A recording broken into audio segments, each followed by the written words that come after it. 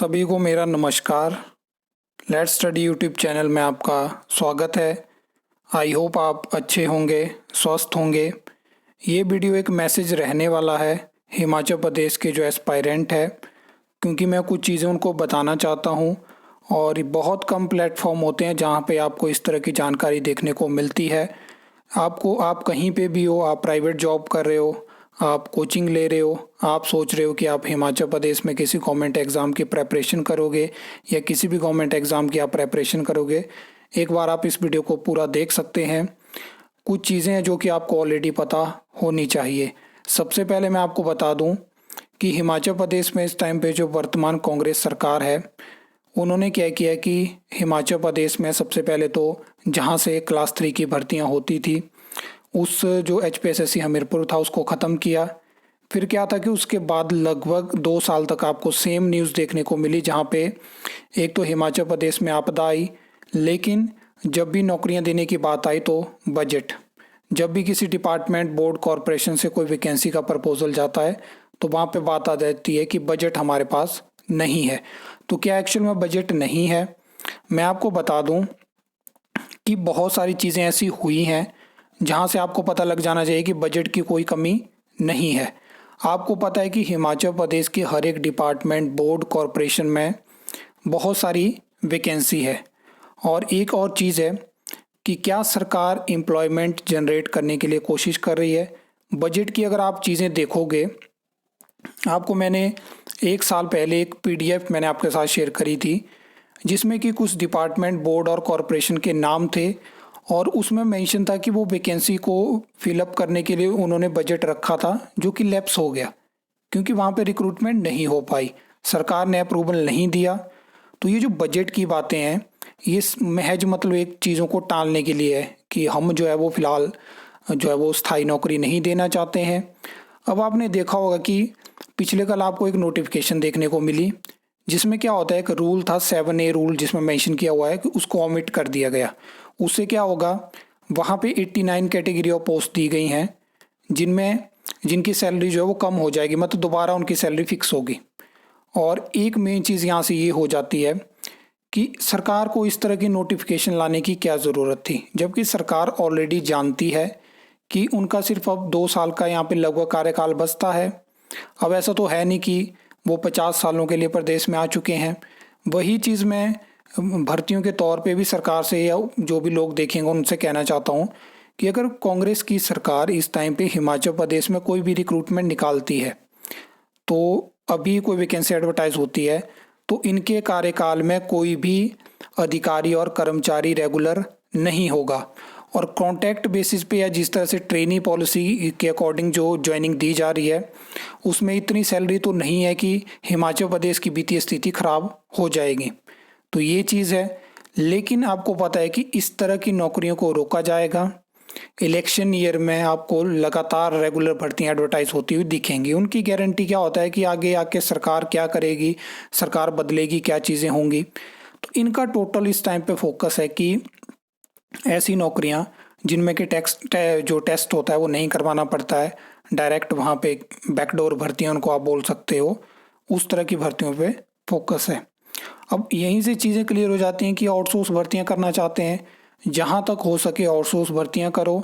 जहाँ फिर आगे बात आ जाती है किसी पॉलिसी में भर्तियां कर लो, और जहाँ पे कोई और कंडीशन है वहाँ पे डेपुटेशन सेकेंडमेंट बेसिस पे काम चलाओ, एडिशनल चार्ज से काम चलाओ, जिस वजह से रेगुलर जॉब जो टेस्ट के माध्यम से हर एक साल में आपको 3,000 से 4,000 के बीच में देखने को मिलती थी, उनको ख़त्म कर दिया गया। सरकार की जो सोच है, मतलब बहुत मुश्किल है इसको समझ पाना कि ये सरकार आखिर चाहती क्या है। इसने पहले आयोग को बंद किया, फिर दीपक शानन कमेटी बनाई गई, 1 साल तक वो कमेटी अपना काम करती रही, उसकी रिकमेंडेशन को इम्प्लीमेंट नहीं किया गया।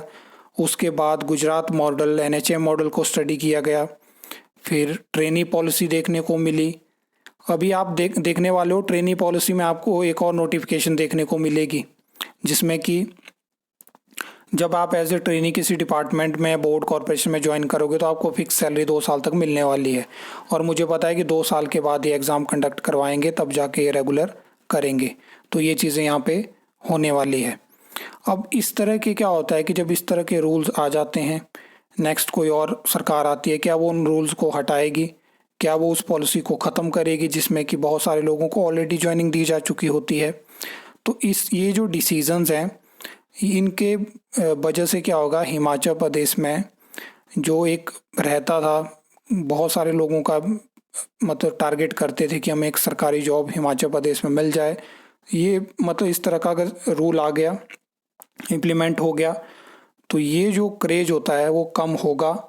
क्योंकि इस टाइम पे मतलब एक तो आप पहले एक एग्ज़ाम निकालो, आप भर्ती का इंतज़ार करो, फिर आपको टेम्पररी बेसिस पे 2 साल, फिर आप क्वालिफाइंग एग्ज़ाम करो, फिर तब जाके आपको रेगुलर और हायर ग्रेड पे मिलेगा। तो इन चीज़ों से क्रेज़ धीरे धीरे ख़त्म होगा।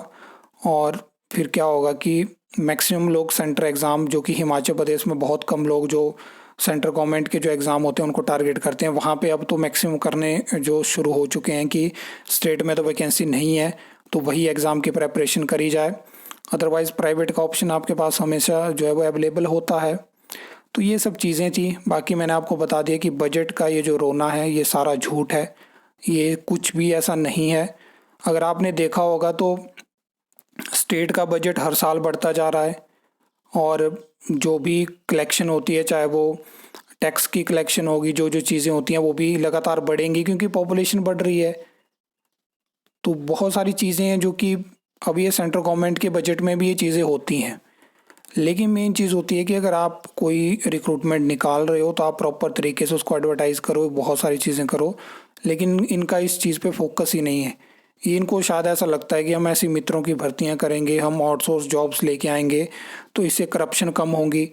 लेकिन मैं आपको लिख के देता हूँ कि इस तरह की रिक्रूटमेंट से क्या होता है कि करप्शन आपकी आगे बढ़ सकती है। क्योंकि एक टाइम सबकी लाइफ में ऐसा आता है जब किसी इंसान के जो होता है एज के साथ उसके खर्चे बढ़ते हैं, उसको पैसे की ज़रूरत होती है। फिर वो देखता है कि सेम काम मैं कर रहा हूँ, सेम काम जो पहले के लगे वो उस डिपार्टमेंट में लोग हैं वो भी कर रहे हैं, उनको सैलरी ज़्यादा है, मुझे कोई बेनिफिट नहीं है। चीज़ें दिमाग में चलती हैं, इंसानी दिमाग है, उसके अकॉर्डिंग मैं आपको बता रहा हूँ। ये मेरा कोई ऐसा नहीं है कि हाँ करप्शन होगी, ये चीज़ें होगी, लेकिन होता है ऑटोमेटिकली क्योंकि सबको नीड है। एक टाइम पे सभी सोचेंगे कि मैंने इतना टाइम इन्वेस्ट किया, 10-12 साल लगा दिए, अब रेगुलर होने का कोई अता पता नहीं है। फ्यूचर में किसको पता है कि आप होंगे रेगुलर, नहीं होंगे, क्योंकि सरकारें बदल लेती हैं। आज एक पॉलिसी में अगर वो 3,000 लोगों को लगा रही है, 5 सालों बाद उन्हें 3,000 और को लगा दिया तो 6,000 को एक साथ रेगुलर कैसे करेंगे? फाइनेंशियल कंडीशन तो ख़राब हो रही है, उसके बारे में सॉल्यूशन नहीं निकाल रही है सरकार।